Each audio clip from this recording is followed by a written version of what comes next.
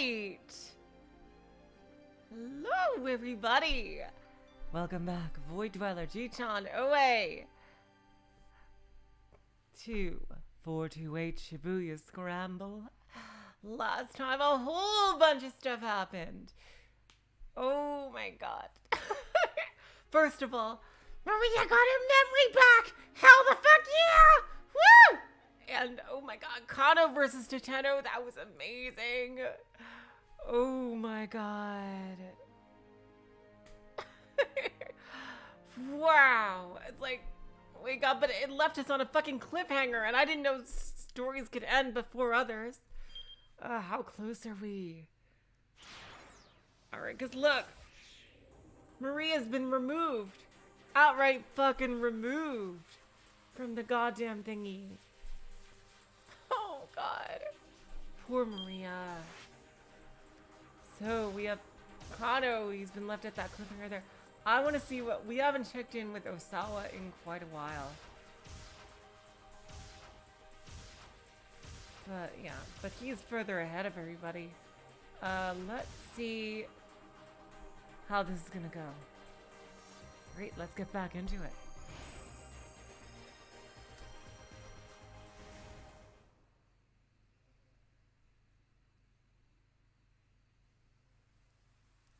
I know, Ji-chan. It's a crime. The rain won't let up. The sound is growing louder and louder inside my head. It is the sound of regret spattering against my heart. My emotions surge like a terrible storm within me. I never wished for this. Never expected my heart to be dragged so far beyond my control. We can't save Maria. Whoa. We can't save Maria. We can't save Maria. The word storm through Osawa's mind in a relentless cacophony. He called it music, you guys. He called it images of the bodies from human testing trials on his computer monitor. A bit loud. Teensy bit loud. He couldn't help but imagine his daughter in the same gruesome state. In just a few more hours, Maria would begin hemorrhaging blood and die just like the people in these pictures had. We can't save Maria. We can't save Maria. We can't save Maria. He couldn't shake the words or the reality from his mind. Damn it! Damn it! Damn it! Osawa began pounding his fist fiercely on the desktop. Sir, what are you doing? Kajiwara tried to intervene, but he kept on pounding away.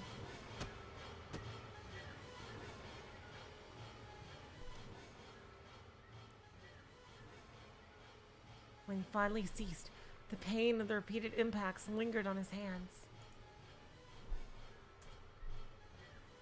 My research was never about any sincere desire to help people. And now I'm paying the price for that. The one time it finally matters, I can't even save my own daughter.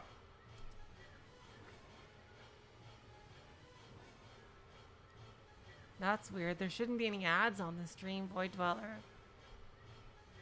That wouldn't even make any sense. I don't have enough subscribers for ads. Mr. Osawa. Kajiwara set a hand on his shoulder. You can always blame yourself later, but for now think again, good and hard. Is there really no other way to save Maria? Nothing else we could try? Osawa shook his head.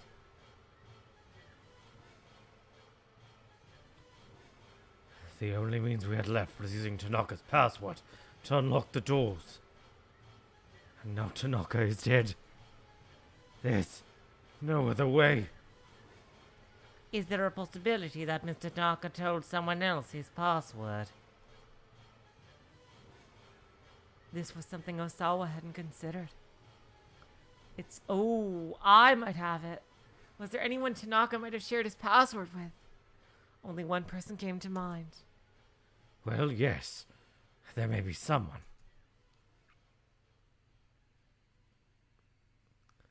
You're referring to I, sir. Kajiwara cast his eyes down. You figured that out, then? Yes. Back during the commotion over that listening device.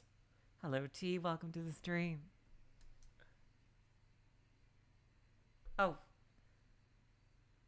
I think I got them reversed. That has not happened in quite a while. Yes, back during the commotion over that listening device. A necktie clip isn't typically the sort of present one gives to one's husband's co-worker, and yet although some might consider it somewhat, inappropriate, Mr. Tanaka was wearing it as if it were a matter of course, which, implies something about their relationship.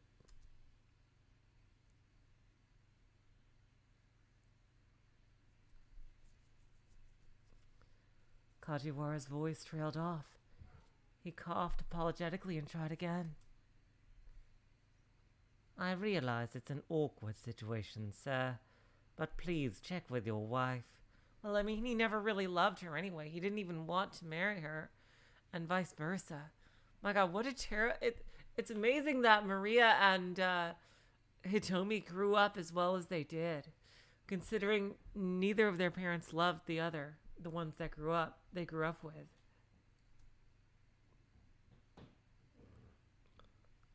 Like, I think a single-parent household would be better than that, even.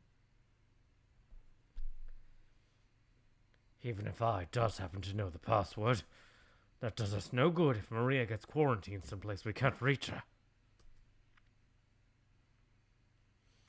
Oh, Voidwell, you don't need to do something like that. I don't want more than I deserve. I already think I have more than I deserve, honestly. Hello, Donnie. Welcome to the stream. I understand, Mr. Osawa. I'll bring Maria to you, then. I'll do everything in my power to make that happen. The detective then produced a bunch of bananas from his pocket. These are all left over. You're more than welcome to them, sir. Despite his gentle smile, the rest of his face was firm with resolve.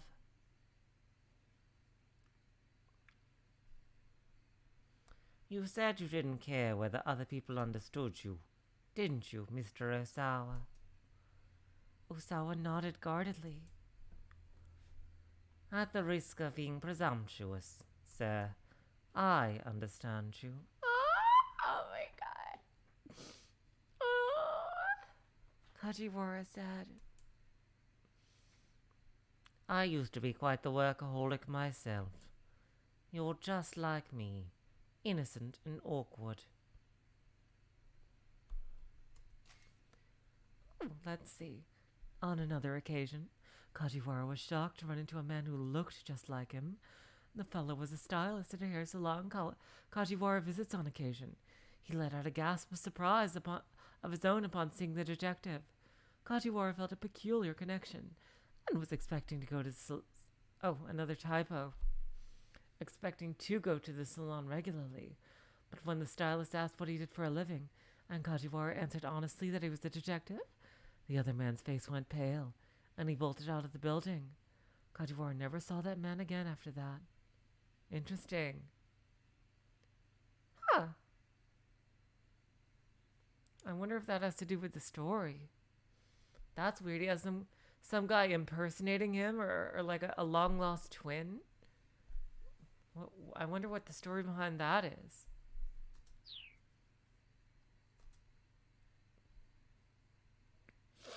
Calling yourself innocent, huh? How modest of you. Osawa let out a sardonic chuckle, and after a moment Kajiwara joined in.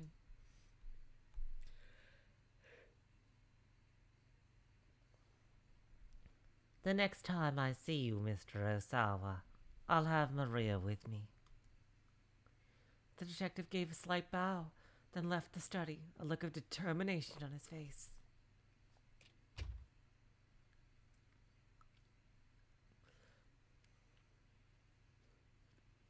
Osawa watched him go with admiration. No matter what trouble arose, The man always looked for something he could do. He really was a fellow who knew how to hang tough. Compared to that, I'm just... Osawa couldn't even articulate his own self-disgust.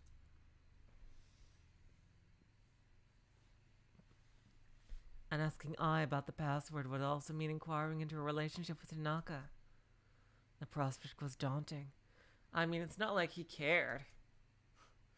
Although I suppose getting it all out in the open, like, you know, like, there's always, like, there's unsaid, like, things that are unsaid and understood.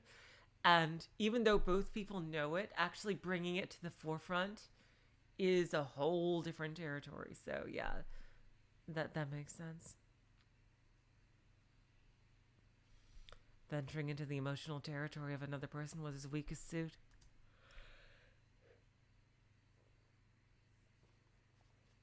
He left his study, but somehow found himself making his way to Maria's room, not Ai's. He realized that he hadn't been to his daughter's room since a certain rainy day years before.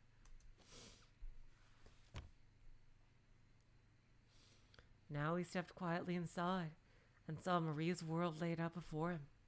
A small photo was set atop her neat and tidy desk, probably of Hitomi and her family.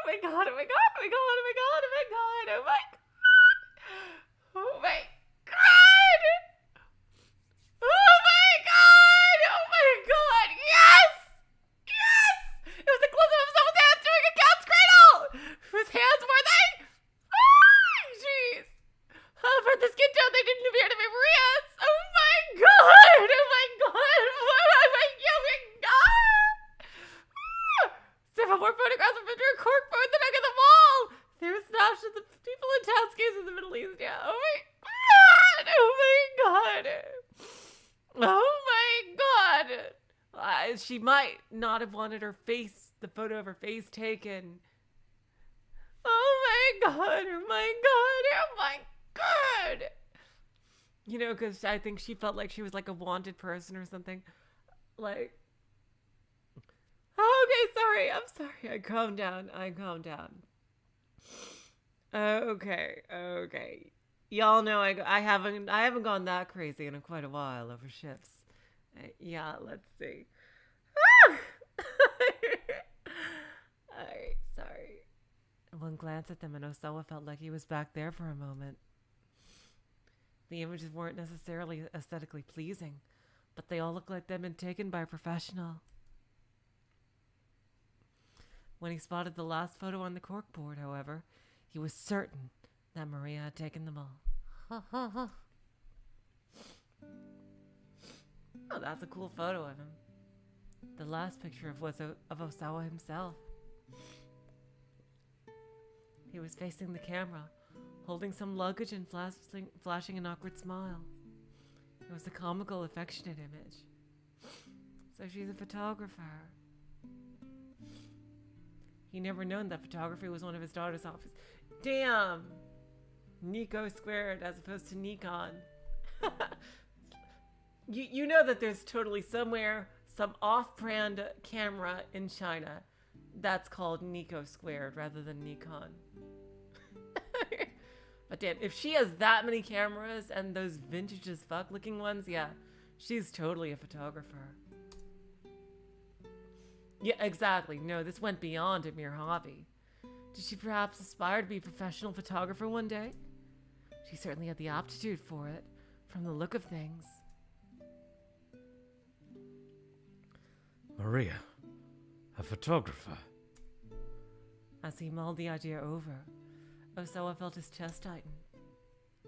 Right now it looked like Maria's hopes and dreams were about to be snuffed out.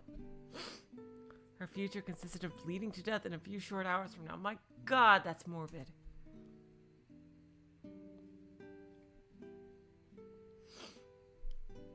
Osawa stared vacantly out the window. The view from Maria's room remained unchanged from so long ago. Critical role on the brain. Again, that rainy day crept back into his mind, as vivid as the present.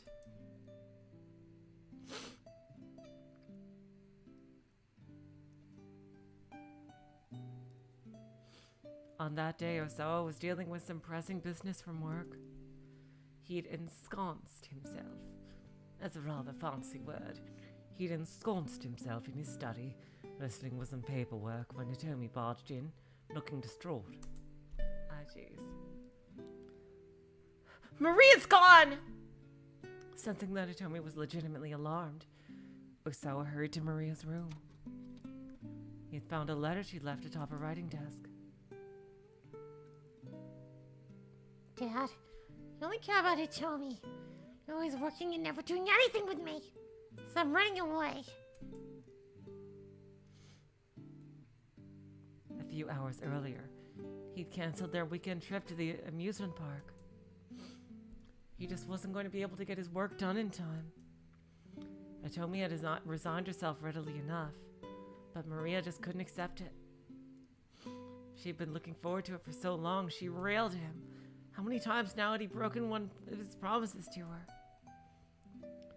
Hitomi understands why we can't go. So why can't you do the same? The cold rebuke had entered her complaining, but it was clear she didn't accept the situation. My God, man, at least get her a fucking present in exchange.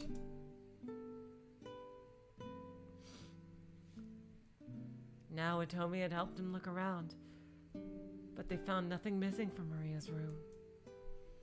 Despite her assertion that she was running away, then, it seemed like there was no point in being overly concerned. I don't know, a teenage girl out on her own, in the city, I would be panicked as fuck. I'd call the police. I don't care. Seriously. Wow, that is cold. That is ice cold. It is a miracle that Maria and Hitomi grew up as well as they have. When in a loveless household, basically, where their dad did love them in his own way, I guess.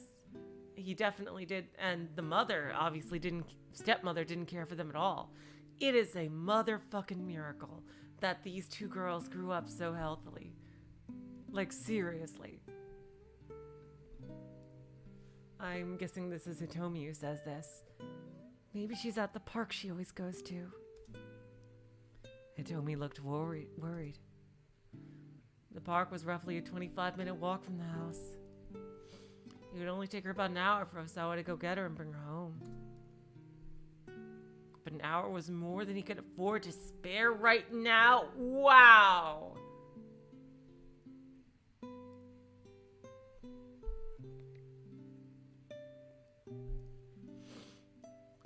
Dad, I think she's waiting for you to go after her. Osawa didn't need Hitomi to tell him that. He knew it well enough. That was what galled him so much about this situation.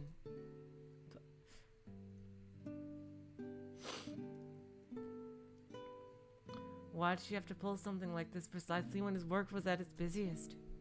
He'd done everything he could as a father since his wife has passed away. Why couldn't his daughter see that?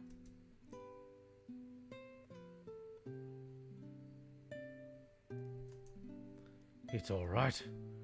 Your sister will come back. Fucking hell. Ugh. Wow. And it's I never wanted any of this, so it's she didn't want to marry him. She did not want to be the stepmother to these two girls. And she had never had any control of her situation. So you can't truly blame her. The life she wanted was literally stripped from her. Like, I really want to see how Osawa fell in love with his first wife. Honestly. Like, it's a miracle that he was able to, like, maybe he was a different person before his wife died, you know? I think maybe his first wife's death might have affected him a lot. And he buried himself in his work out of grief. That's, maybe that's what happened, you know?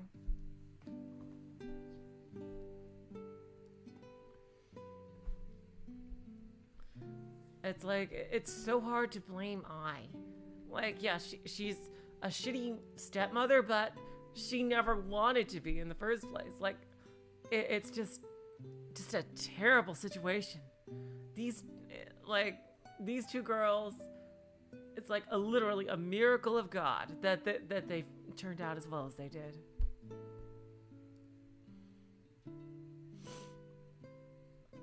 The rain was coming down pretty hard outside the window. Do you think she brought an umbrella? Hitomi asked anxiously. I don't know. But with the rain like this, she'll come back home soon enough. He spoke the words for himself as much as for Hitomi. That's gonna be my working theory until they say otherwise, that he was probably a much more loving person before his wife died. And he buried himself in his work. To overcome, to ignore the grief. Like, cause his daughters probably looked a lot like his first wife and reminded him. So he buried himself in his work to forget about the grief. I don't think he ever truly got over her, honestly. Her death, I mean.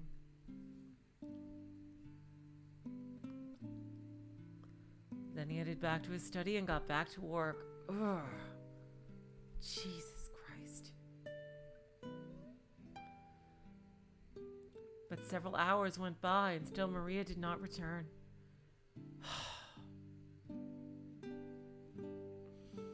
The rain had gotten even more intense, to the point where Osawa could hear it in his study. He was so concerned about his missing girl that he couldn't focus on his work, but he stubbornly refused to give in and go search for her. Several more hours passed. At last, Maria appeared at the front door, soaking wet.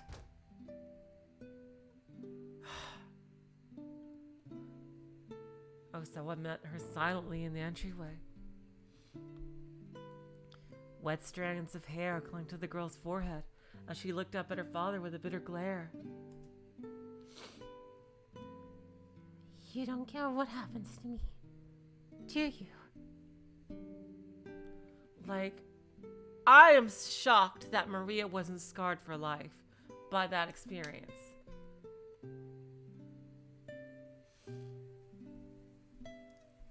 Immediately, Osawa smacked her across the cheek with the flat of his hand. It was the first time in his life he'd ever struck anyone. He hadn't known such a violent impulse could exist inside him. Maria stood there, her hand pressed to her cheek. Tears welled up in her eyes. She began to tremble. On her lip was a small bead of blood. Holy shit, he slapped her that hard. A flood of guilt and regret rose up inside Osawa, as if he just shattered some intricate piece of glasswork. Fucking hell! How? How could I do such a thing? He clenched his shameful hand into a fist.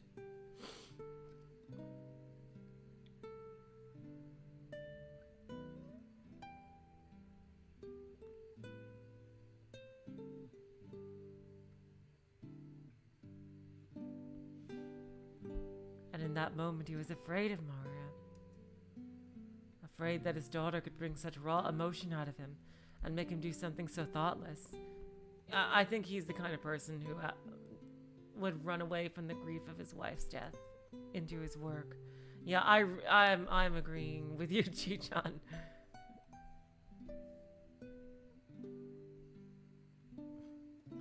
even more, he was afraid of how stunted he was as a human being. Yes. Was someone like him really fit to be a... Wow. Yeah, agreed, Donnie. Okay, so he even realizes it. No, they talked about this before, Oe. But they're going into more detail here. What kind of future could Maria and Hitomi hope for with a father like him?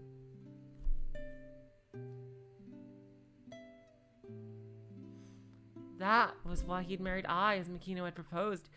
You married someone who didn't want to marry you so they would take care of your kids?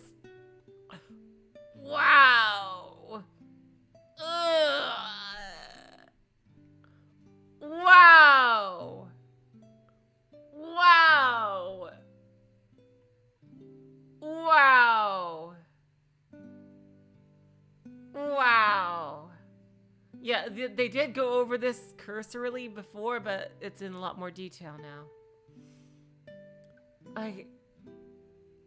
Wow. Oh my god. Ugh.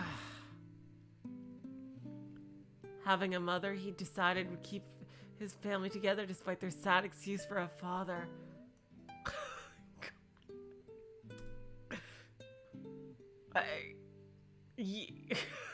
Oh my god.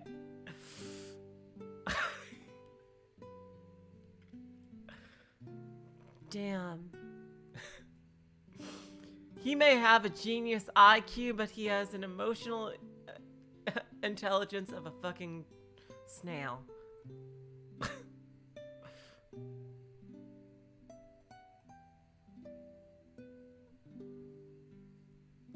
Oh my god. Wow, that is...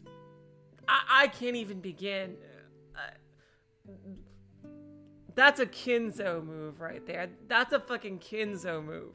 I'm sorry. He's still better than Kinzo, but that's something Kinzo would do.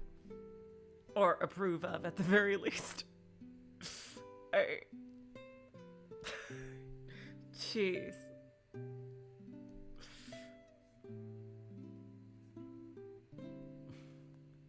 But in so doing, Osawa had dug a psychological ditch between himself and his daughters. A deep ditch so that he could keep his daughters from being hurt. To someone who didn't even want that in the first place? I think getting a nanny would even be better than that. I just like... So he wouldn't hurt himself.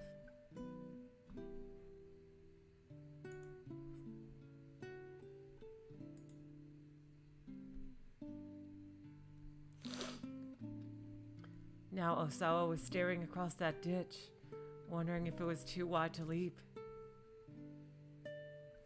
He thought back to his earlier exchange with Kajiwara. If you get angry, you show it. If you get sad, you show it. It's human nature to let other people know how we're feeling after all.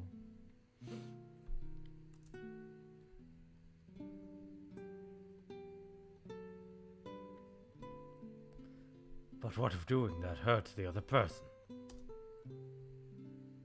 That's when you apologize, sir. Yes, that was right. He needed to apologize to Maria for what he'd done that day.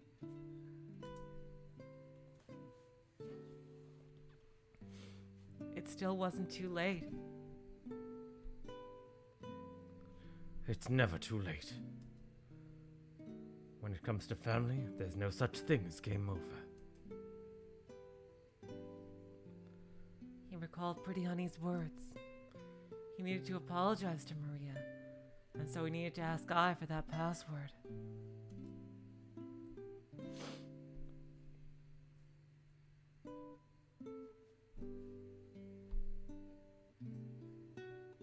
Osawa was going to have to face his wife. I really want to see this conversation.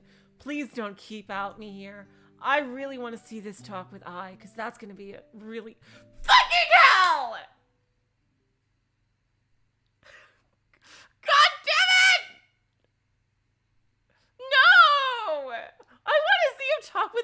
Why? Like, I want to see Ai's side of the story of this so badly. Oh my god. I think the best thing to happen out of this would be a divorce. Like, seriously. Like, this would be like a happy divorce, actually, which would be like the weirdest thing that you'd never see, but it would fit this story so well. It would fit Osawa's story so well. And like, yeah, exactly, Chi-chan. I am really invested in this family drama here. Oh my god. I knew they were gonna keep out me. God damn it! Fucking hell. Oh god.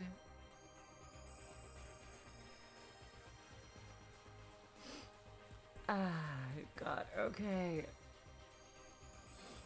Interesting, we can go back to Maria, but her story's ended. Okay, Minorikawa. Damn, wow, what a way to start the stream.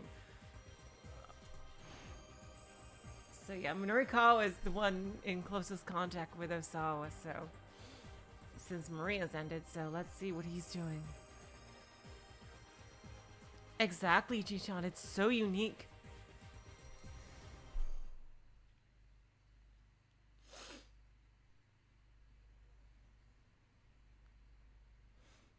The TV news continued to report on how Mamoru Tanaka had been killed in the minivan explosion. What? What does this mean? Oh, that's Chiaki. God damn it. What does this mean? Chiaki blinked in confusion. I mean, Hana told her herself that the van explosion was her father committing suicide. Didn't she?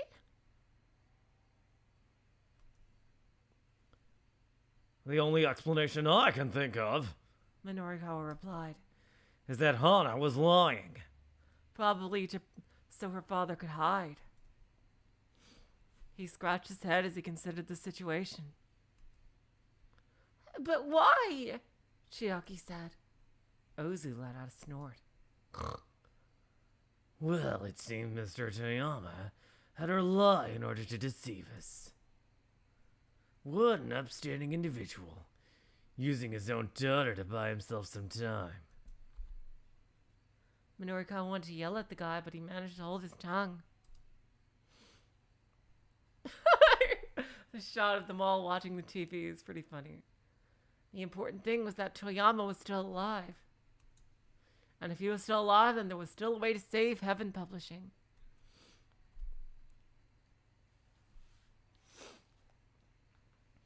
They'd get the current issue out on time, with a big scoop waiting in the wings for the issue after that. From there on out, it should be smooth sailing. Well, no matter, Ozu said.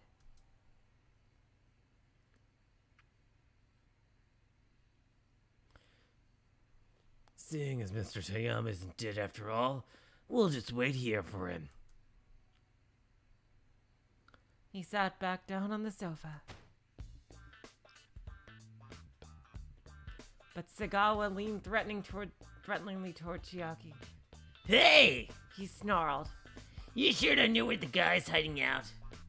I don't! Chiaki shot back.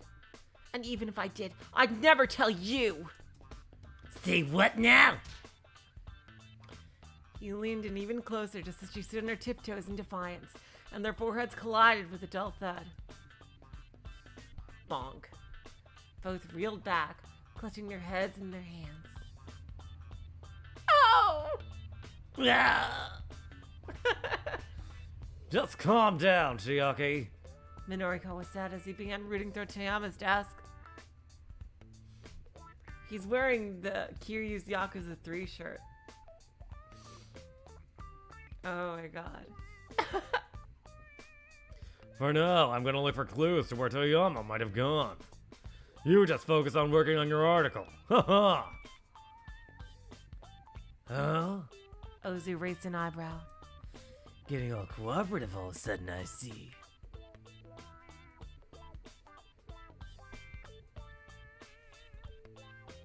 I want to change out the plan for next month's issue. And I can't do that without the editor-in-chief's approval. What Minorikawa was actually looking for, however, was a back issue of 4-star General Gossip. He was pretty sure that the article on Osawa had been printed in the magazine's inaugural issue.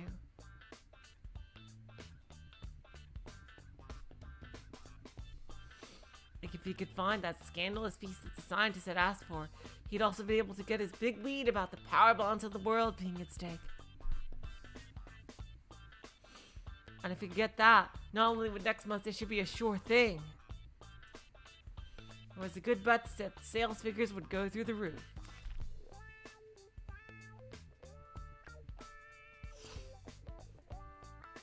He found a file folder full of early material and quickly flipped through it. It didn't take him long to find the article. Floundering Okoshi Pharmaceutical arranges marriage of political convenience. Wow, that's really relevant to what's going on.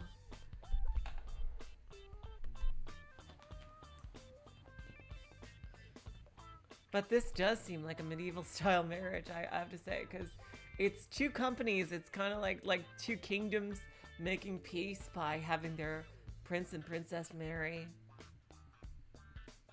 Very similar to what is going on here, or went on in the past here. The large headline practically jumped off the page. Minorikawa quickly read over the story. The basic gist of it was this. The corporate director of Okoshi Pharmaceutical had sacrificed his daughter in order to keep a researcher named Kenji Osawa on board. What a piece of shit. The daughter, however, had previously been dating another man. That must be what Osawa wanted him to look into. The guy and wife had been dating before they were married. It should be easy enough just to ask whoever wrote the article. Minorikawa's gaze jumped to the end of the piece, looking for the writing credit.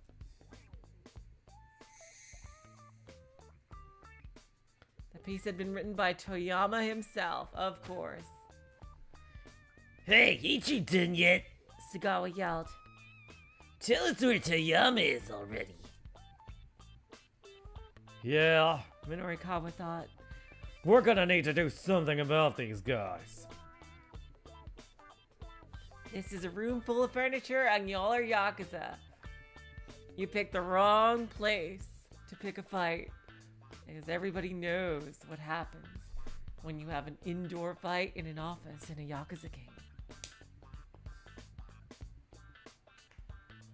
I'm still looking into it. He said. Just hold on.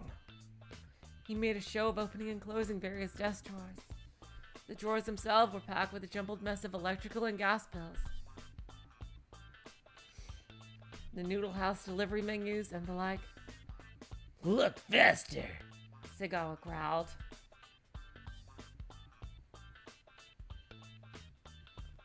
Let's see. I know that if I order noodles, then the noodle delivery thing is gonna run into someone else. And I don't know if it's gonna fuck someone up or help them out.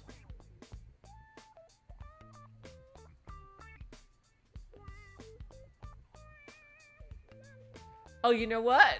It would be funny if Toyama is disguised as the noodle delivery guy, or if it was Tama's boss. I keep forgetting his name.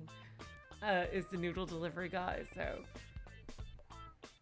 even if it's not the right choice, it should at least lead to a funny scene. Oh my god, yes. He'll go Porno Mag and just go into super mode or some shit. Maybe you could mollify this guy by having some noodles delivered for dinner. Hello, Ablis. Welcome to the stream. Hey, you guys hungry? I was thinking of ordering some soba. Man, this ain't the time for that. Sagawa snarled. Besides, we just had some soba anyhow. And it was awful. Don't talk to me about noodles. Sagawa launched into a shadowboxing session as he's trying to punch out the provider of his disappointing soba. The guy clearly had zero capacity for sitting still. Minorikawa had found the bag to show the gossip he was looking for. Okay, so that didn't do shit. Okay.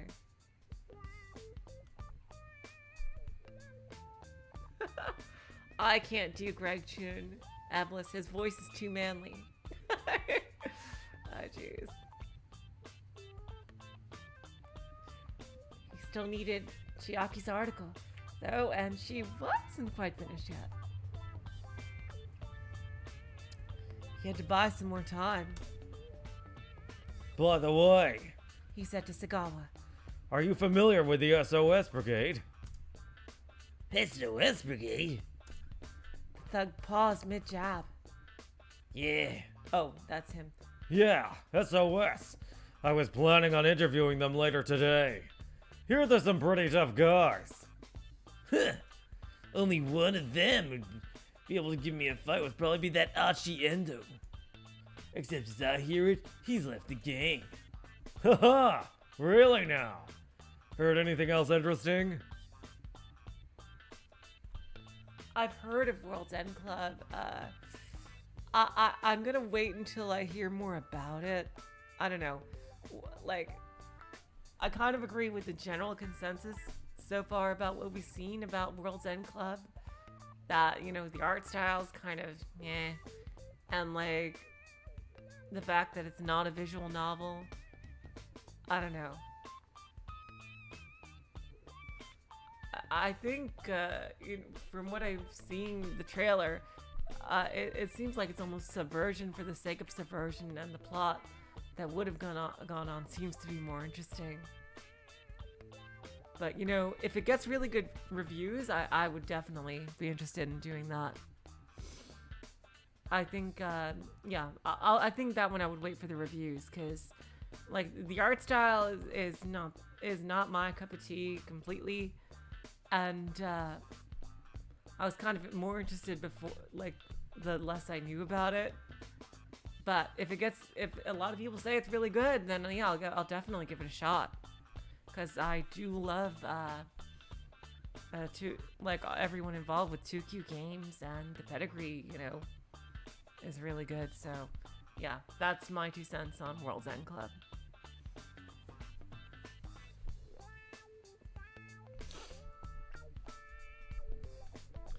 Sounds like nowadays they're being run by some guy named Susumu.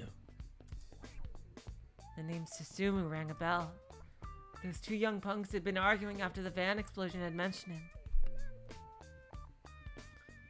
Seems like SOS is in a pretty rough state since Achi left, though. Sagawa added. Milky Way is in America they only have Milky Way and not Mars bars, but I've tasted them. They're basically identical. So for whatever reason, in Australia, Milky Way bars are called Mars. They're both space related. I don't know why they changed it. It's like maybe Milky Way was copyrighted in Australia, just like Burger King and Hungry Jack's. Minorikawa didn't miss a beat. What do you mean, rough state? Back in the day, they were all goody two-shoes, never shake folks down, or steal, or any of that stuff. Guess their founder Achi hated that sort of thing.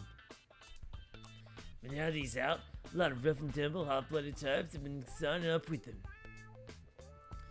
Smart move is not to get involved with SOS nowadays recently, really. Hard to find a scarier bunch around here when there's a lot of them together. Hello, Zarmegas. Welcome to the stream. Oh, okay.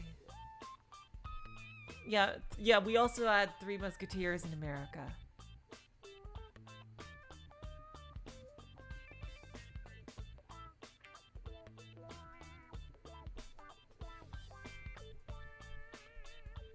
Uh-huh. And their main hangout. That's at Inferno, yeah? Yeah, over in Uraharajuku. Known as Urahara. I guess that's what the Bleach character was named after. The area east of the Japan Rail Harajuku Station, around where Takashita Dori meets Meiji Dori. There are many small clothing and accessory stores here, set up in renovated houses. Most of these shops are on the cutting edge of youth fashion, offering quirky and unique means of personal expression.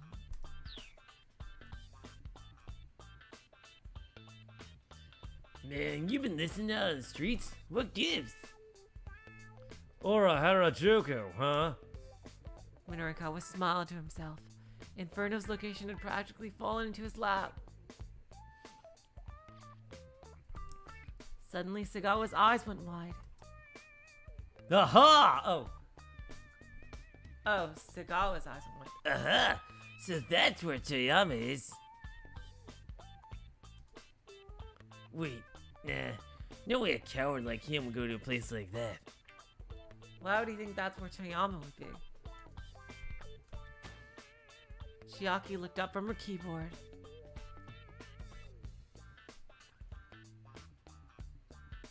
Look, can you please shut up? I'm trying to fucking write a fucking article here. Oh, yeah, Yoruichi. Oh, definitely. Yoruichi was definitely my main crush in Bleach. Absolutely. Yoruichi all the fucking way across the sky.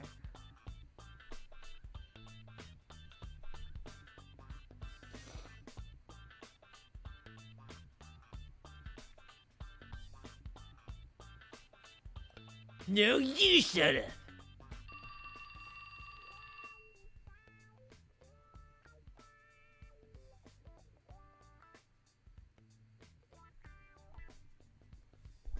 Who's saying that's... Oh, that's Minorikawa's phone.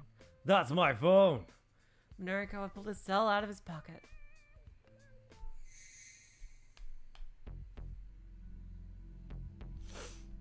It was Toyama's name on the incoming call screen. Minorikawa's heart skipped a beat. Uh-oh. God damn it, what are you... Okay. Toyama, where are you? He blurted out as he picked up. Chiaki, Ozu, and Sagawa turned to look at him as one. Well, what were you thinking, faking her death like that?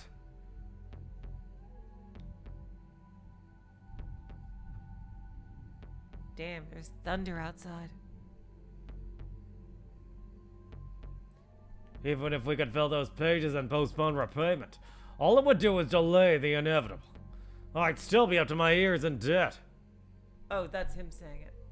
Even if... God damn it. Even if we could fill those pages and postpone repayment, all it would do is delay the inevitable. I'd still be up to my ears in debt. So that if I made it look like I was dead. Minorikawa let out an exasperated sigh.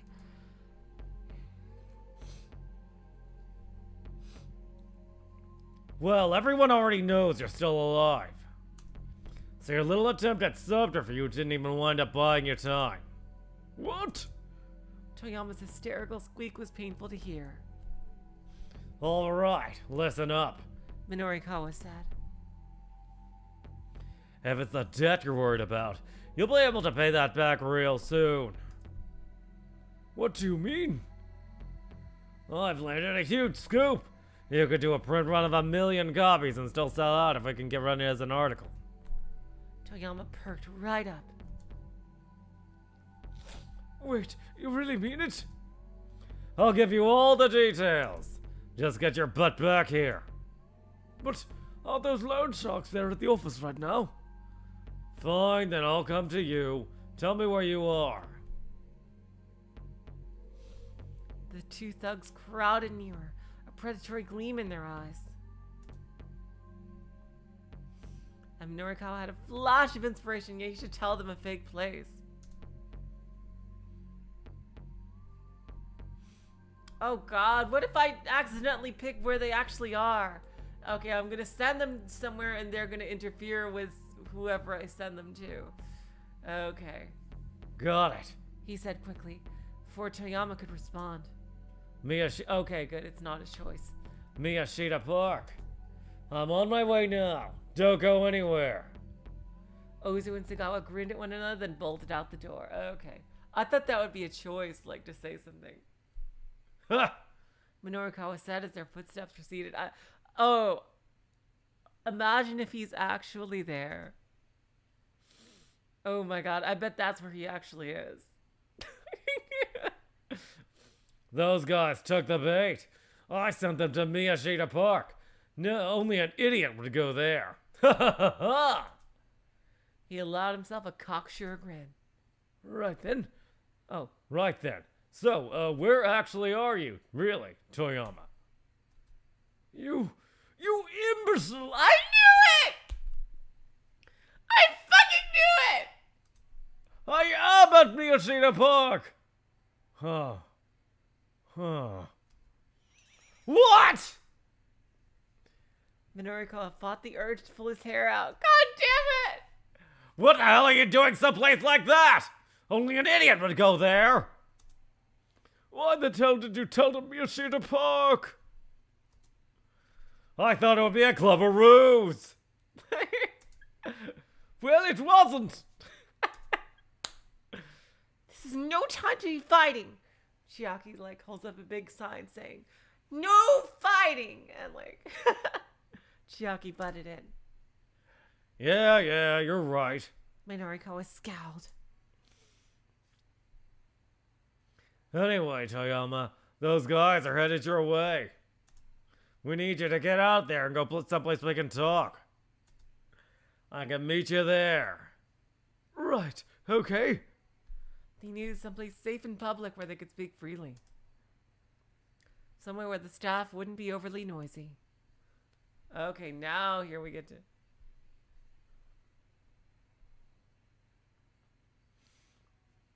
Damn. Okay.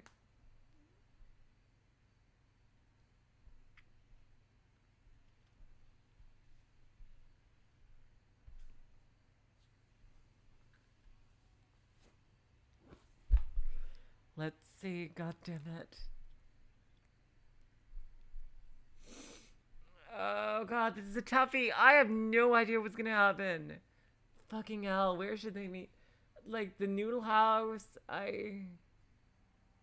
That's back at the mall, isn't it? But they're closed, right? Because she ate them out of house and home. So... And I think he's banned from the cafe or something. So I think Toyama should probably decide. Nothing suitable came to mind. Probably Toyama should decide. You got any suggestions? Minorikawa said. Let's see. There's a bar in Daikanayama I drop by a lot. How about there? A very fashionable yet relaxed neighborhood in Shibuya. High-end boutiques, high-end restaurants, high-end confectionery shops, high-end cafes, high-end interior design stores, and high-end residential housing all line the streets. A settlement dating back 2,000 years to the Yayoi period has been excavated in Daikanyama, but it cannot be said for sure whether its dwellings were high-end for the time.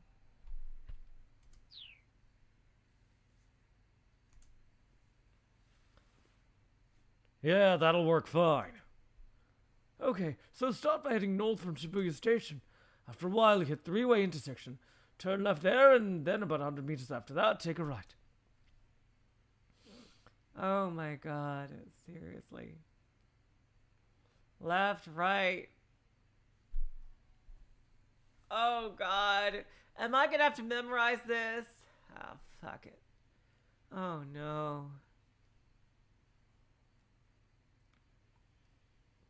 Along their way, there'll be a side street that branches off a diagonal. Go down that and take a right at the second intersection, then head right down the stairs there, and it'll look like you need to go left at this slightly curvy incline, but go right. And... Okay, this is getting way too complicated. Forget it. I'll pick a place. Minorikawa's... Oh, it goes right to the cafe. Okay. Okay. So it just railroads you into the cafe. Interesting. All right. Minorikawa suggested the cafe by the station. By now, it was comfortably familiar. So I guess the bad ending was the noodle stand. He quickly described the location. Okay, Café Lautrec. Got it. I'll see you there. A grumpy but good-hearted old man and his mysterious exchange student nephew live there. It's quite a charming cafe. He hung up, and Minorikawa quickly gathered his belongings. Chiaki, how's that copy coming along? Well, almost not. Just a little more, I think. All right, bring your computer and come with me. I'll read over what you got so far. Minorikawa waited as Chiaki got ready to head to the cafe. As the two were heading out of the office, however, someone else opened the door. Who could it be?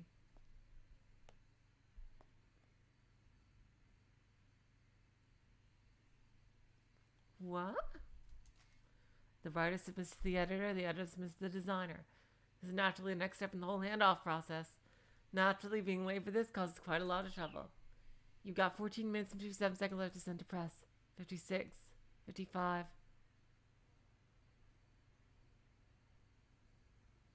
Huh? Who's this guy? A slender man? He ain't no slender man. With a gaudy necktie, entered the room and sat down on the nearest desk, staring fixedly at his pocket watch. Minorikawa narrowed his eyes dubiously. Who the hell are you?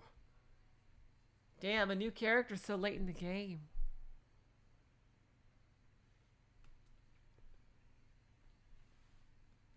Let's see. This guy seems to be big trouble. I'll give him some kind of a...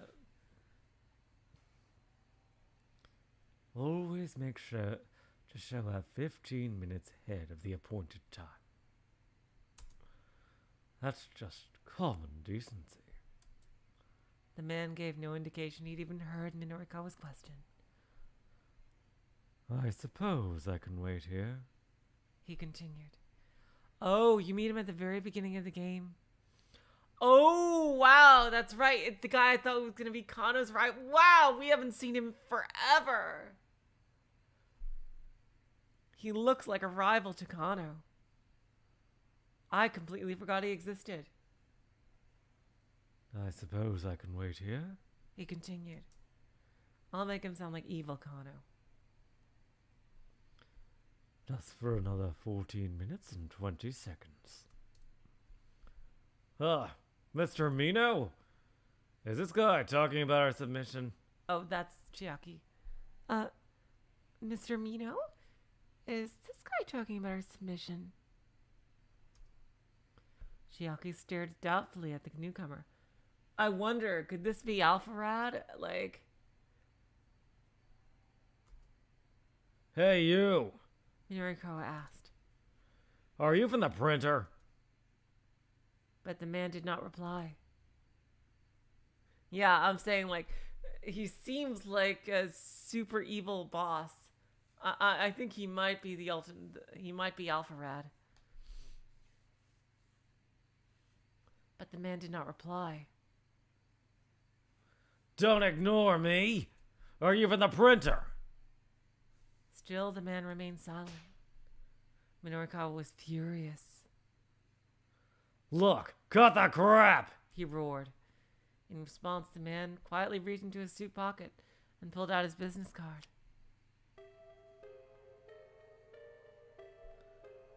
My name is not Hey You. He handed the card to Minorikawa. It read, Cho Nippon Printing Company Limited, Sales Department Division Number 1, Koichiro Katayama. Newly assigned, eh? Yeah, he's too bishonen to be anything but a boss now. He's too handsome. Yeah. Yeah, he's too handsome not to be evil. Yeah. And introduce this late in the game. I'm Koichiro Katayama, newly assigned to Heaven Publishing. A pleasure to meet you. Yeah. He's definitely evil. My predecessor is in the hospital due to a car accident. Sachio Usui, 39 years old, single. A longtime veteran at Show Nippon Printing. Rather timid by nature, the strain of dealing with publishers makes him sick to his stomach. At around 1:10 p.m. earlier today, while driving to meet with one of his clients, he had to swerve to avoid a young man and woman who darted into the street. He crashed into the car next to him and ended up at the hospital.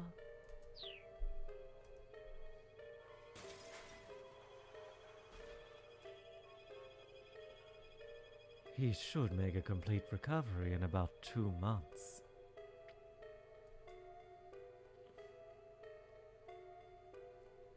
Well, what are you doing here, Katayama? Minorikawa asked. I thought we had until 8 o'clock to complete proofreading. 8 o'clock? Surely you must be joking. Our company's proofreading deadline is 5:30. Katayama stared fixedly back at Minorikawa. Now that had to be a joke. I heard from the editor-in-chief that it was 8 o'clock. I take that to mean, then, you don't have any copy for us. It's not that we don't have it. Minorikawa said.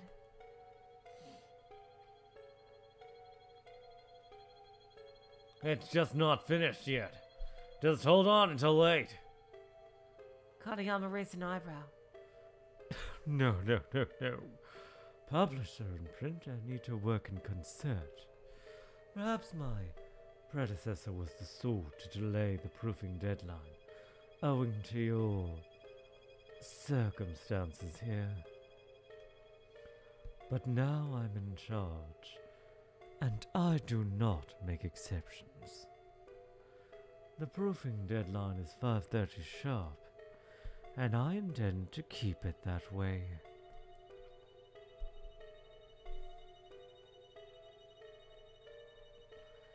And while we've been having this discussion, you're down to 12 minutes and 32 seconds. Katayama held out his pocket watch as if to emphasize the point. That's ridiculous! Minorikawa exclaimed. Just who the hell do you think you are? You guys are gonna be printing a paper that I wrote! Ha ha! Do you know even how lucky that makes you? So just wait, okay? Just give us.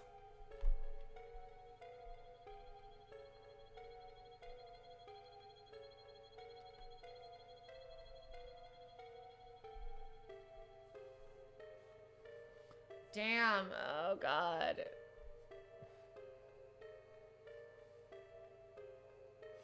I'm not gonna say 3 more days. Just give us till we're done. Until you're done. And when might that be? I wonder. Katayama's tone was dubious. I said till we're done! Minorikawa snapped. And I mean till we're done!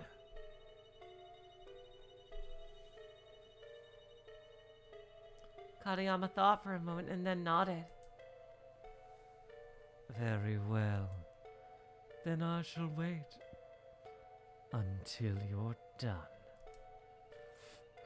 Really? Oh boy. He is definitely evil. Katayama gave another slight nod.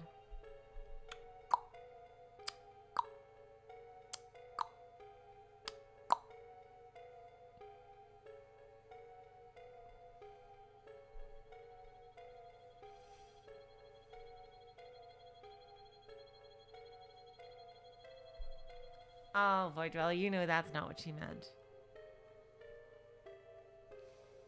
You've got 10 minutes and 46 seconds left.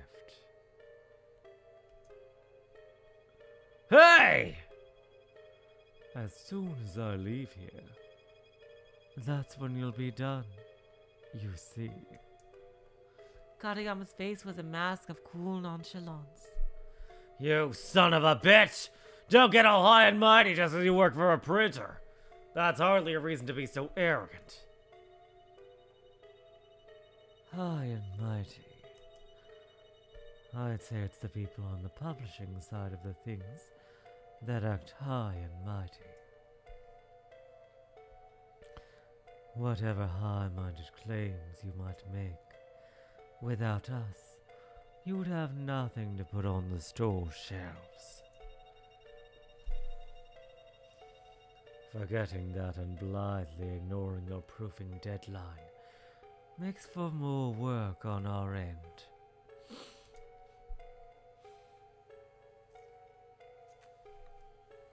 Just what are you getting at? I wonder. No, it's 10 minutes and 20 seconds. Minorikawa ground his teeth so hard he could hear it. His usual tactics were useless here. Katayama was simply too unflappable to be browbeaten.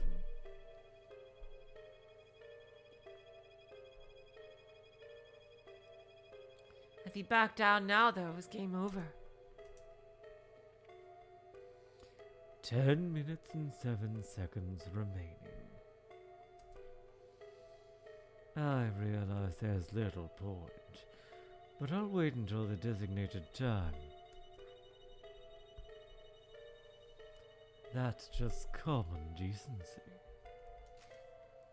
Katayama's pet phrase. Thus far, he has said that's just common decency 3 times this story. Oh my god.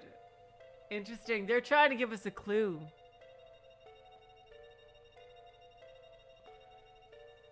I know, yeah, Eblis, that's exactly true, but he's being portrayed extremely ominously. And again, he's too handsome to be just some unimportant publishing dude. Yeah, there is no way. He's just some rando.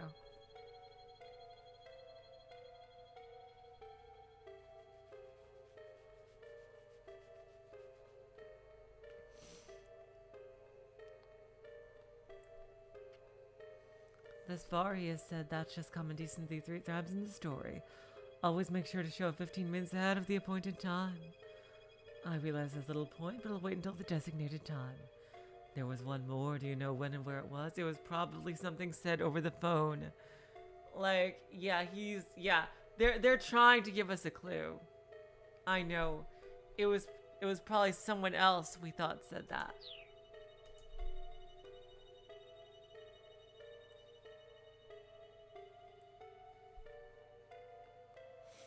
Katayama's eyes were once again locked on his pocket watch.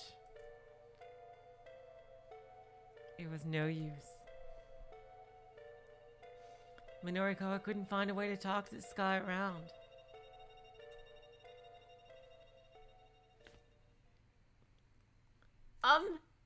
Chiaki held her hand up. May I say something?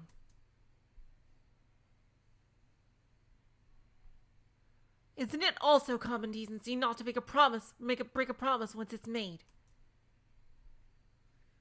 If you're referring to the 8 o'clock deadline, I was not the one who promised that. Maybe not, but I believe your predecessor's responsibilities become your responsibilities. Katayama crossed his arm and gave her a bemused look. What's your name, miss? Chiaki, she said bashfully. Chiaki Iso.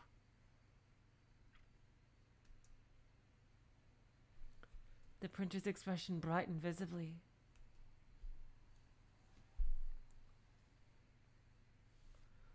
Good. That timid hesitation of yours is just splendid. You have the none of the arrogance so typical among publishers. Huh? Chiaki was taken rather aback. In deference to your polite demeanor, I shall wait until 7 o'clock. That is the latest I can possibly allow. Ha ha! All right! Minorikawa shouted, practically in Kaneyama's face, We agree to those terms. No, I wasn't talking to you. But we've got terms of our own. Katayama reeled ever so slightly. I'm not so certain you're in any position to set terms here.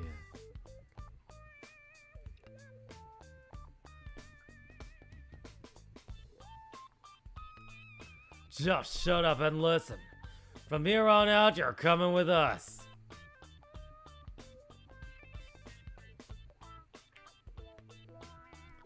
What?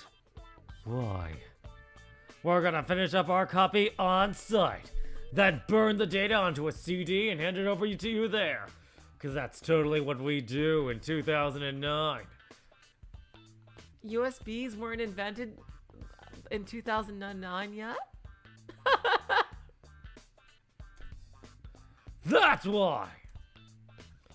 God, remember when we used to burn CDs to give information to people?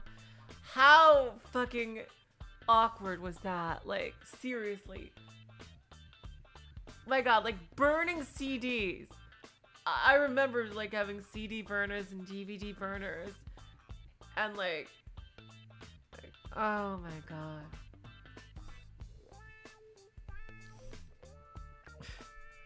What? That was like the worst, most inconvenient way to send giving people information. And they mustn't have invented USB by then, because they would clearly use those otherwise. Katayama let out a sigh of resignation, or just email it to him for fuck's sake.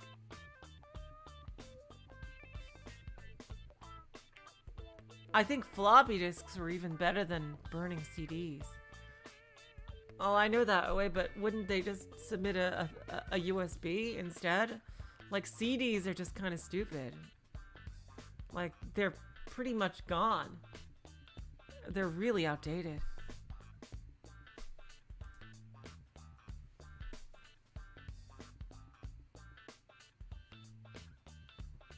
Like, you can't, I don't think you can even buy a CD burner anymore.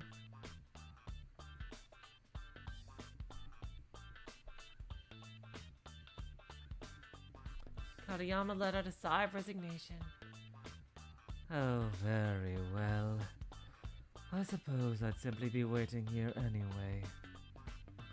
Minorikawa pumped his fists in victory. All right, Chiaki. Go and copy the DTP data we got so far onto your computer. Are you serious, Zarmagus? Are you fucking serious?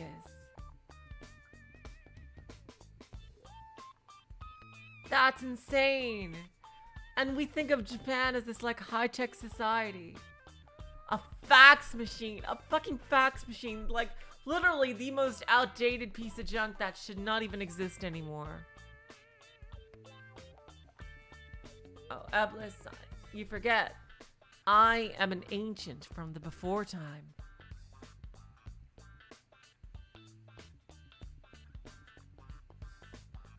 I remember floppy disks.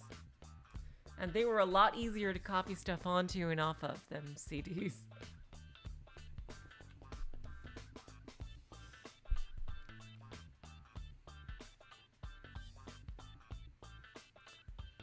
Chiaki quickly set about copying the data from the editing department's desktop.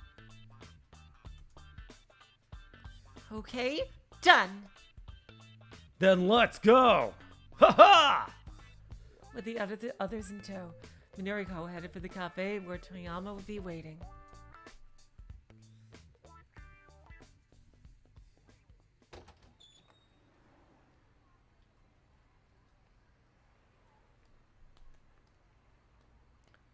They reached Cafe Lautrec without incident. And Minorikawa promptly spotted the publisher. Over here! Toyama hissed, eyeing his surroundings with obvious unease.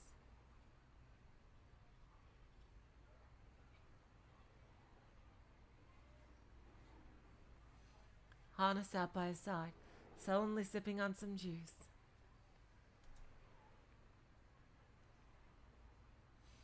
The waitress came over as Minorikawa joined them. May I take your order? Wait, really, Oe? Oh my god, I did not know that. I did not know that, Oe. Holy shit. Seriously?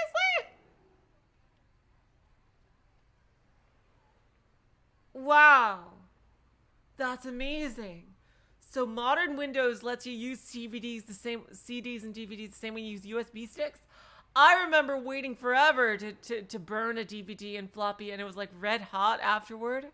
That's insane. Wow. Holy fuck. I had no idea that was a thing now. My god. But this is still 2009, so like I remember burning a CD and like burning a DVD was such a huge and involved process. Like you know the reason why you did them was so you can play music and DVDs on the big TV. And now you just click a button to do that. Like you just click broadcast to TV. It's like oh jeez. How far we've come in just 10 years. And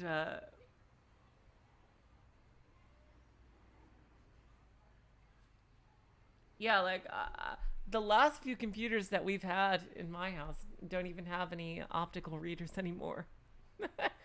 Like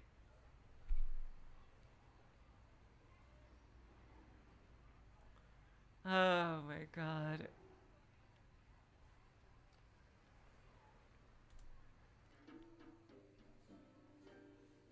Water. Just water, sir? Fine. Make it a double. Exasperated, the waitress headed back to the kitchen. Fine, whatever, water. We got more freeloaders here. Oh, joy. Oh, yeah, I did know that, Oe. I knew that. That they do it rapidly. Yeah. In the big processing companies. Toyama looked over at Katayama. Who's this guy?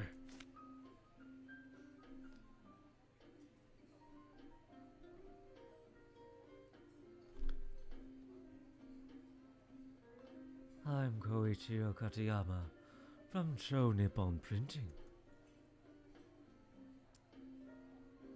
Katayama presented his business card. Toyama turned to Minorikawa with a quizzical look. What's someone from the printer doing with you? I'll explain later. There's no time for that right now. Minorikawa replied. First, I need you to answer some questions. Does the name Kenji Osawa ring any bells? Osawa? Toyama closed his eyes and thought. He heads up a laboratory at Okoshi Pharmaceutical. Oh, that's him saying it. He heads up a laboratory at Okoshi Pharmaceutical. You ran a piece on him in the first ever issue of 4-Star General Gossip. Toyama's face lit up with recognition. Oh, yes, that political marriage piece. Yeah, that one. Do you remember the details from the article? Of course. Who do you think I am?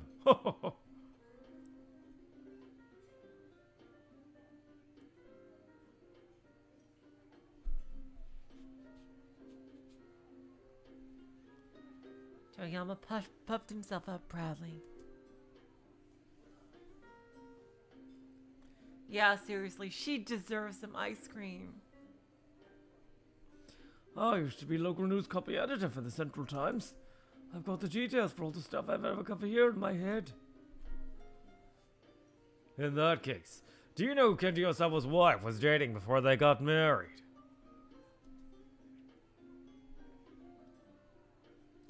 Toyama blinked his eyes vacantly. Hey, what's the matter? Minorikawa asked. This is a pretty tough pop quiz you're giving me. Oh, come on! Surprise, kids, it's time for a science quiz! What color is odorless gas? Lighter than air and used for consumer and municipal gas applications. Is also known as marsh gas or swamp gas. Helium, ethylene, propane, or methane.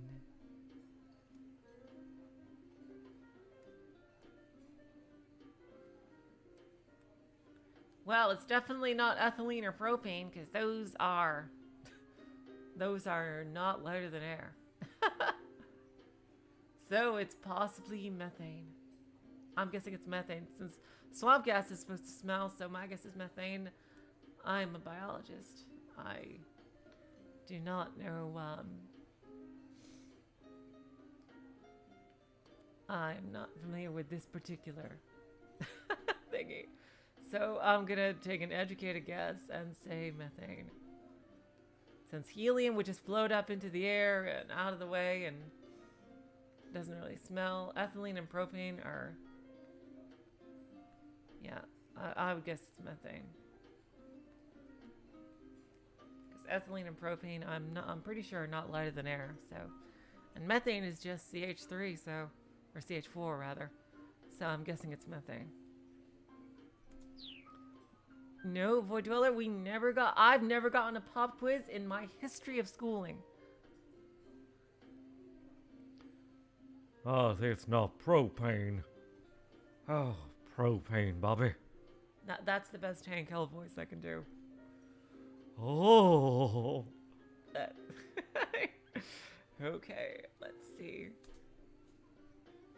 Got that crap, man. You just said you have all the details inside your head. Oh, they're in there all right. They're just not coming out. Minorikawa slumped. Ha ha. Mr. Toyama, please. Whether or not you'll be able to pay off your debts depends on your memory here. Hearing this, Hana cast a cold glare up at her father. All right. I can remember. Or I can at least try. Toyama folded his arms and hummed to himself, his gaze turned inward. Oh, so I feel like it was a really common name. Sato, Chiaki chirped. Yamada, was it either of those? They're pretty common names. Well, Toyama shook his head. Minorikawa offered a guess of his own. Tanaka! No, not that. What?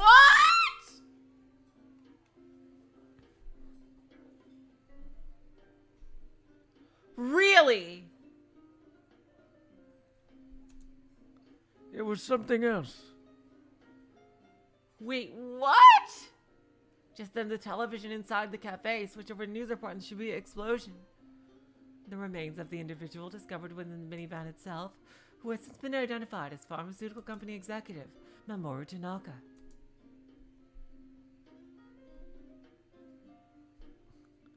Mamoru Tanaka? Toyama turned around to look at the TV. An image of the victim's face appeared on the screen. Oh, it was Tanaka after all, so that guess didn't mean anything. The publisher blurted, nearly falling out of his seat. That's it! It was him right there! Mamoru Tanaka! That's what I said, Tanaka! Toyama pointed excitedly at the TV screen. That's who Kenji Osawa's wife was dating before they got married. Mamoru Tanaka. Then why did you say no before? Minorikawa felt himself getting goosebumps. The victim of the terrorist bombing in Shibuya was also linked to the researcher who was key to the terrorist viral scare. The supporter's hunch was now a Certainty. Right now, Shibuya was at the center of some massive conspiracy. This went far beyond even a major scoop. Mr. Toyama, we need to make sure that next month's issue hits shelves.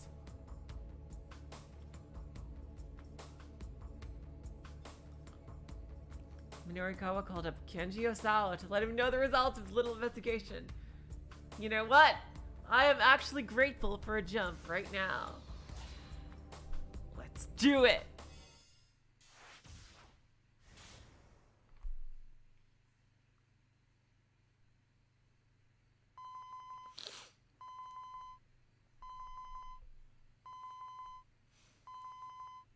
Osawa's phone rang and Minorikawa's phone number popped up on the LCD display. The reporter must have finished looking into the matter Osawa had asked about. Mr. Osawa? Sorry to keep you waiting. Oh, no. Oh, why would he say his own name? Mr. Osawa? Sorry to keep you waiting. How did it go? Well, I looked into the background of that story you asked about, and I learned who it was your wife was dating. Who was it? Osawa asked immediately. There was a brief pause. Mamoru Tanaka. I see. Finally, he had proof positive of a relationship between I and Tanaka. Now more than ever, it was no time to waver. No matter how painful the reality was, it was also true that they hadn't been dating. If they hadn't been dating, there would probably be no way of saving Maria. I'm surprised he even thinks of that as painful. He married someone he didn't even love and had no intention of loving. So, Minorikawa said. what was this big thing about disrupting the power balance of the world all about? There's something I need to take care of on my end first. Once I'm finished, I'll tell you everything. Yeah, that's fine. Things are pretty hectic on my end right now anyway. Osawa had expected Minorikawa to put up more of a fight. He figured a reporter for the 4-star general gossip would be a bit more persistent. Oh, by the way, there was one other thing I want to tell you, Mr. Osawa. Osawa could practically sense the finger pointing his way from the other end of the line. Don't be too angry with your wife. All too often in this world, people let their anger get in the way of solving their problems. You may have a point. Osawa let out a wry chuckle. All right then. I'll call you back later. Minorikawa out.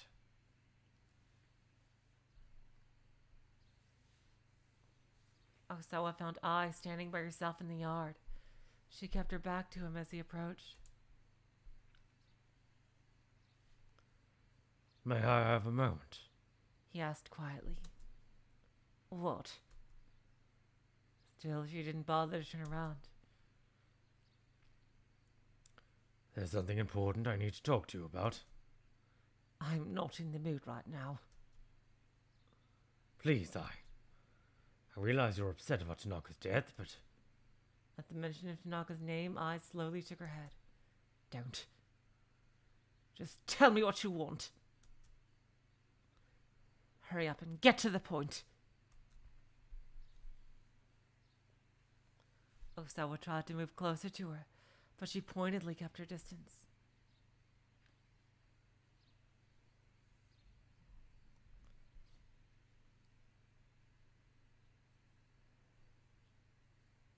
Oh god, this is tough. Like, I realize time is like, oh god. I realize like time is of the essence, but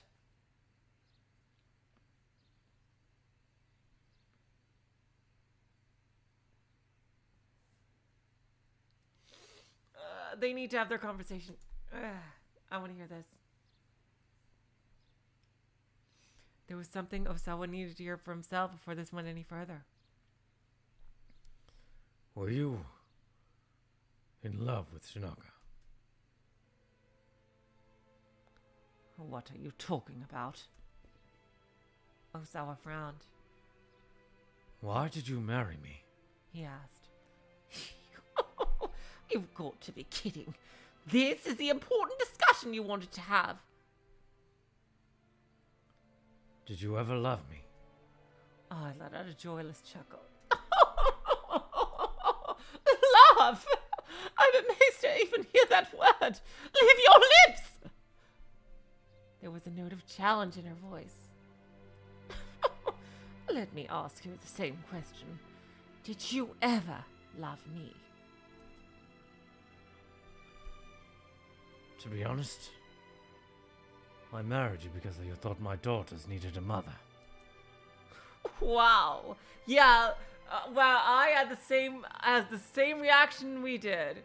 Like, seriously. I let out a weary sigh. Some of the combative tension left her shoulders.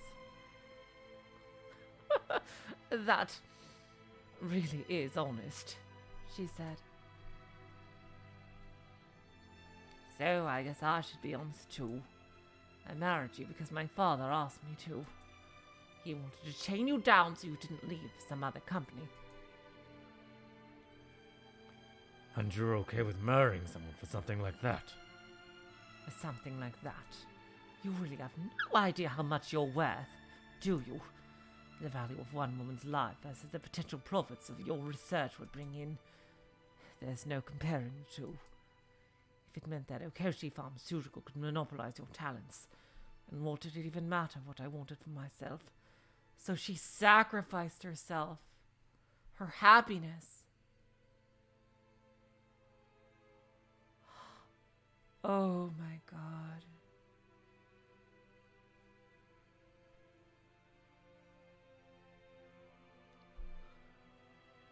Oh my God.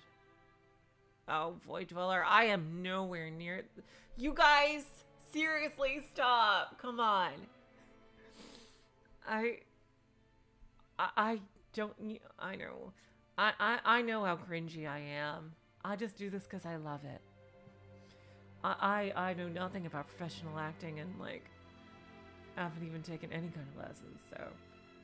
Yeah, I'm just doing this because I enjoy doing it. I know I'm not really skilled at all. There was something akin to desperation in Ai's words. And so you sent me those threatening emails too? What? I looked at him in shock. He knew he'd guessed correctly. You would go that far? Just to keep me tied to your father's business? That's right.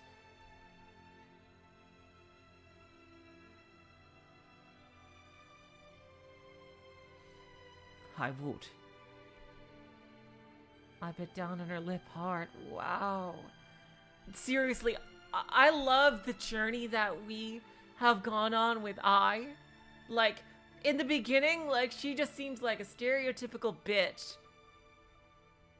And, like, but they took us on a journey with Ai. And I found myself, like, you know, like, just, wow, what a character. But what would you even know about how I feel?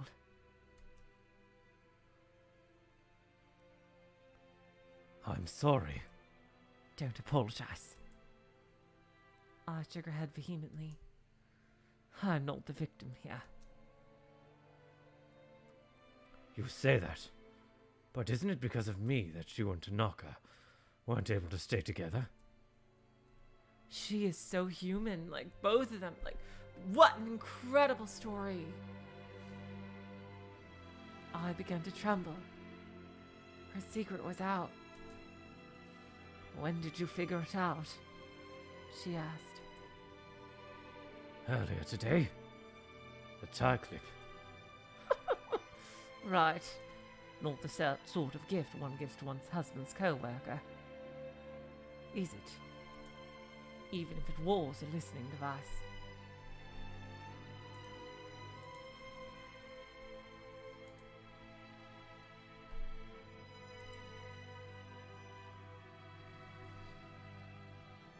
Ai's smile was bitter with self-deprecation. Osawa couldn't help but pity her. Same.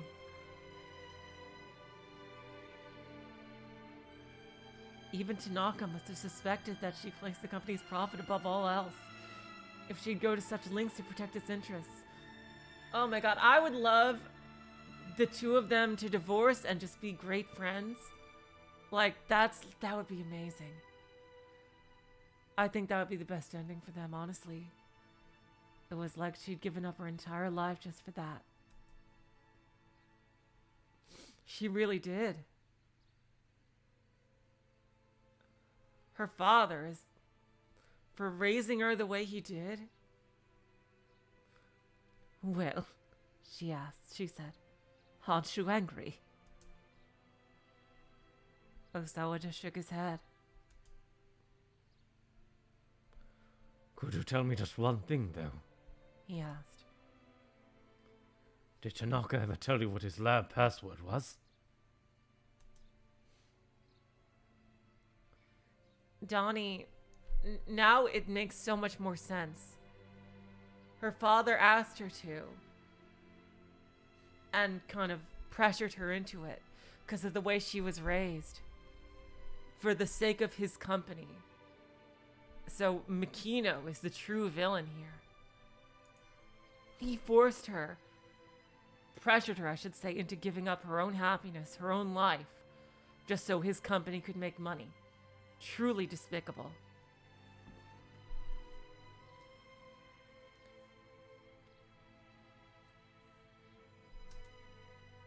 His password? I needed to get the antiviral out of the lab. I flinched at the suggestion. To get it out. What are you thinking? That belongs to the company. I just need one dose to save Maria. Please. If you know, please tell me. I don't know it. Ai's voice was barely a whisper. Damn. Fuck. Osawa looked his wife right in the eye. You're telling the truth. I am.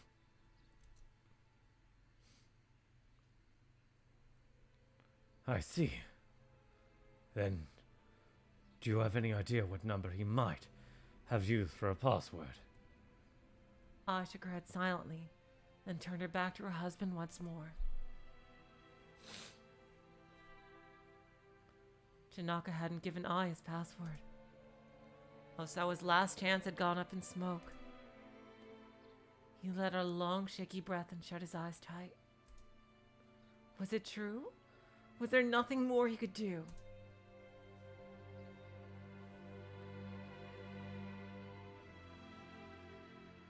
Fucking hell! No! No! No! Not again! Come on! No! No! No! No!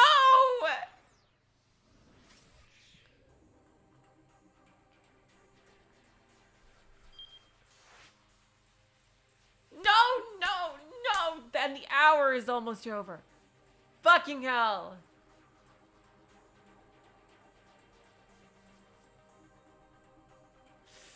Ah! Okay, you know what? Let's go back. The hour is almost up. Let's go back to Minorikawa and finish off his.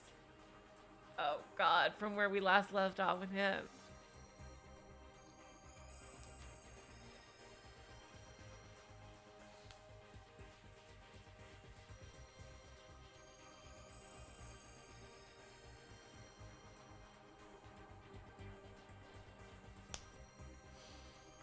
Oh god, seriously, this has been some of the best, some of the absolute best stuff in this story. My god. Okay, yeah, this game is officially really great, in my eyes at least. The story of Ai and Osawa is fucking amazing. Like, Ai is a character you expect absolutely nothing out of. And just more and more is revealed, actual character development and progress between them, and oh my god. Oh my god.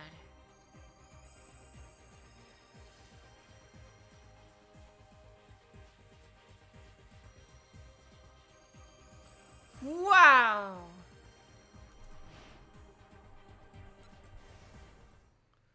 Oh my god.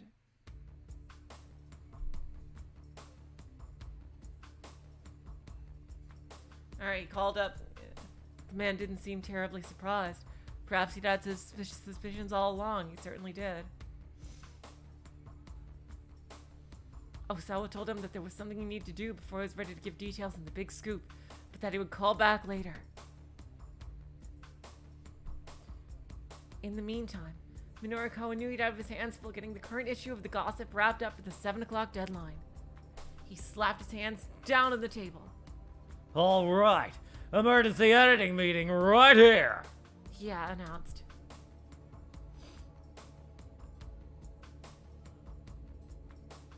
We need to get a lead in on the Shibuya terrorist bombing in the next issue. The article about the twins running the beauty contest can be dropped for that. We'll use the info from Kenji Osawa as the basis for a big scoop in the issue after that. Mr. Toyama, any problems with that? No, that should be fine. But what about the remaining pages for next month's issue? Minorikawa opened the file on his computer.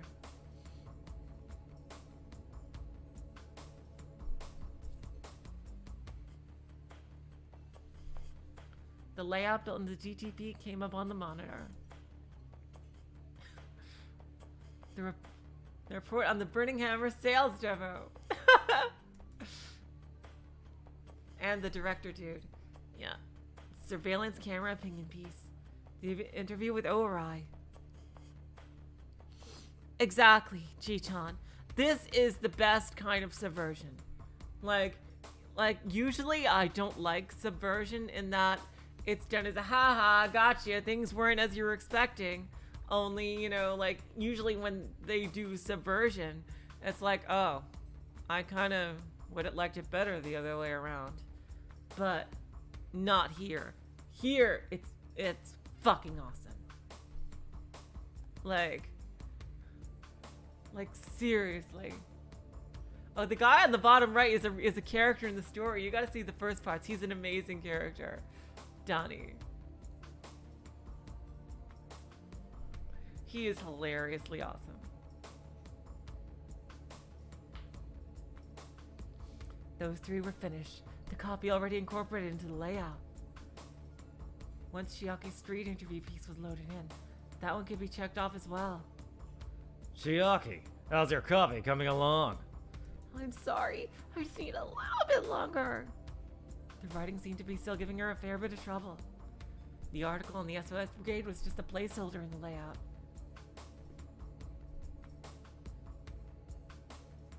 And Minorikawa said hadn't even gotten any material for that, putting it even further behind than Chiaki's street interviews. Still, he'd at least learn where Shibuya's legendary street gangs made their hangout. He'd just have to take the risk of dropping in on them unannounced, to ambush them with some interview questions. And then there was the lead-in for the Shibuya bombing. That wasn't even the layout yet.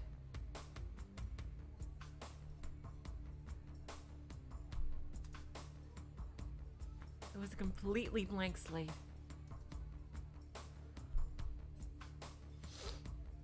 Against all odds, they were going to need to pull that article together from nothing, with just an hour and change.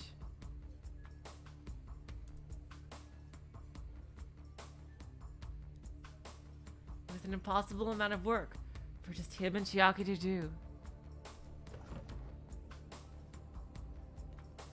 Well, well, well. Just look at the menagerie.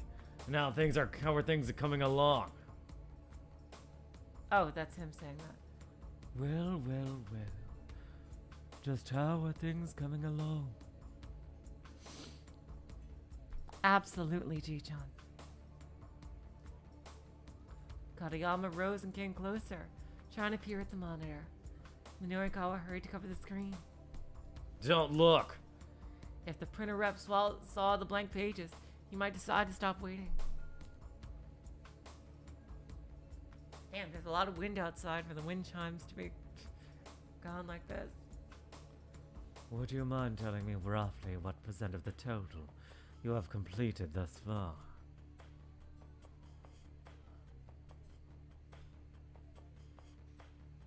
What %? Come off it, man. We're at 100%.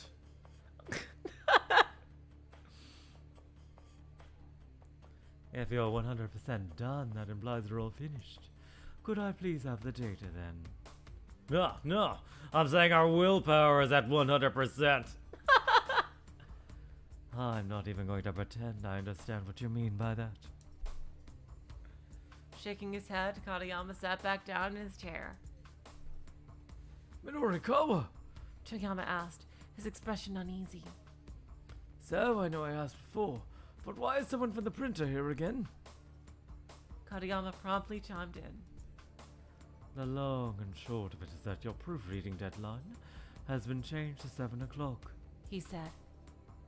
What? But that's impossible! Who's doing the lead-in for the Shibuya bombing? Toyama eyed Minorikawa and then Chiaki. Both stared back non-committally. Then it really is impossible. We'll never meet that deadline. We don't have enough people. No, we do have enough. Minorikawa thrust out his finger. He should write a story. Toyama. Mr. Toyama, you're gonna write that one and handle the layout. What? Heaven Publishing is your company. Won't you step up in order to protect it? Toyama hung his head.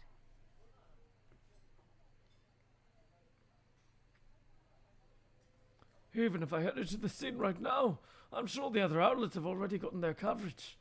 I wouldn't be able to find anything new to write about. Oh, live movie scene. Damn! Whoa! I'm not gonna say he doesn't deserve that. And so you're just gonna give up? A moment later, Toyama was on the floor, Minorikawa glaring down at him. You've always said you want to tell the world about the things the mass media can't or won't write about.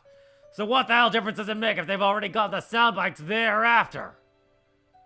Minorikawa's voice was raw with emotion. Don't you dare give up! Not that easily! Get your ass out there!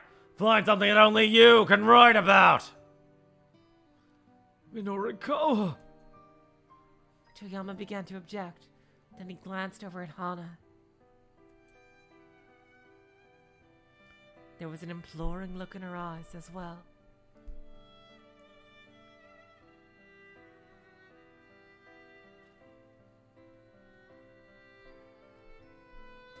I get what you're saying, Toyama grumbled. but still, you're expecting a lot. But then, despite his words, he flashed a broad grin. Yeah. Minorikawa let out a quiet chuckle. And it's got you all fired up. Yes, I'm fired up, all right. Toyama's face shone with resolve Minorikawa hadn't seen in a long time. There we go. That's the Toyama I know. You know, I'm really sorry. Now I see the huge burden I put on you. But damn it, it's going to be all right. Getting to his feet, Toyama took his daughter by the hand and strode boldly out of the cafe, looking like a changed man.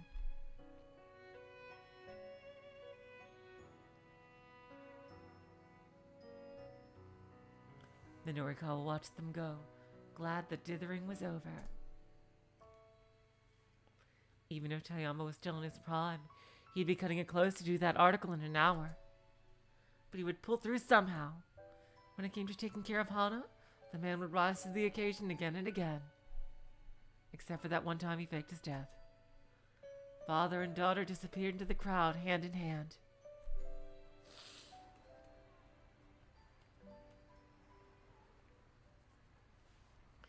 Minorikawa shook himself out of his reverie. All right! He cried.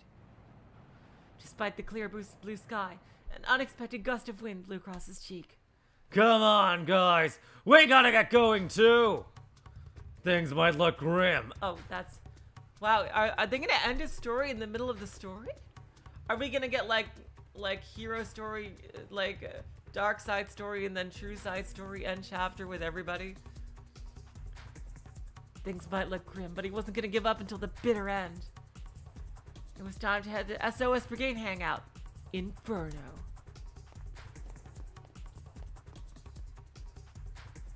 The three ran long and hard after leaving the cafe. If the proofreading deadline was 7 o'clock, they need to finish up with SOS by 6:30 at latest. The gang's hangout was in Harajuku. Running all the way there on foot was going to eat into too much of their time. But traffic was at a near standstill for some reason, and there wasn't a taxi in sight. How long do you plan on running like this? Katayama called out, panting. Just take a look at the road. With this traffic, there's no point in hailing a cab. Even Minorikawa was feeling the time pressure now.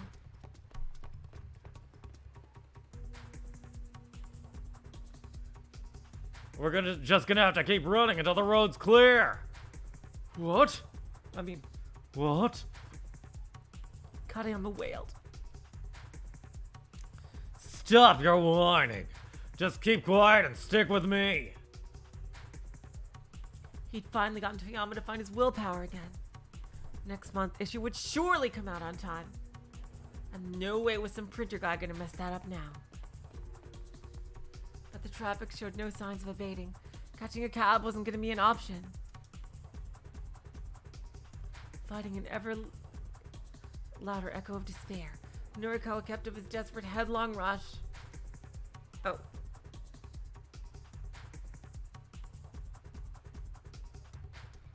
To rush into a situation recklessly or heedlessly. Not quite the same as being Daredevil.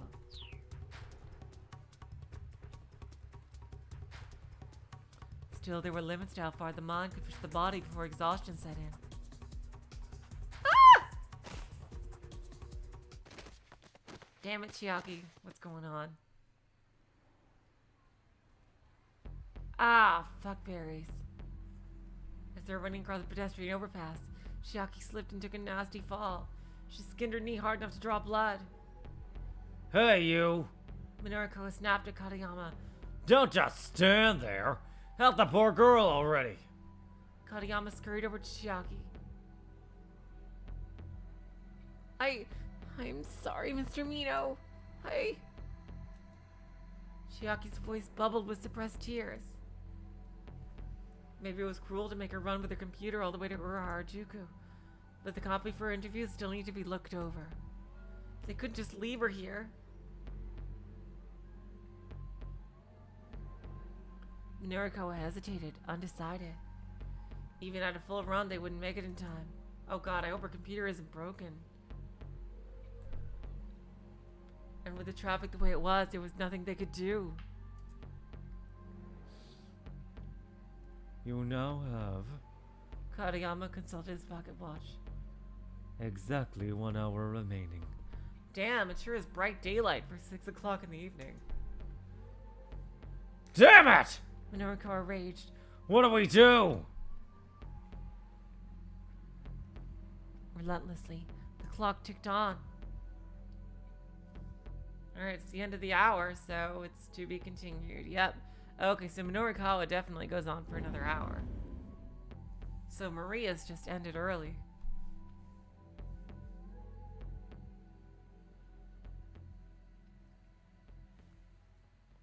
Okay.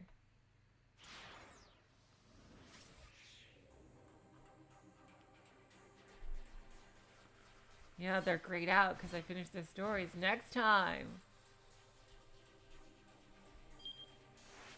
we get back to the plot of Achi and Kano. And hopefully we can undo the keep out of Osawa from their perspectives. Achi and Kano time next time. We haven't checked in with Achi in so long.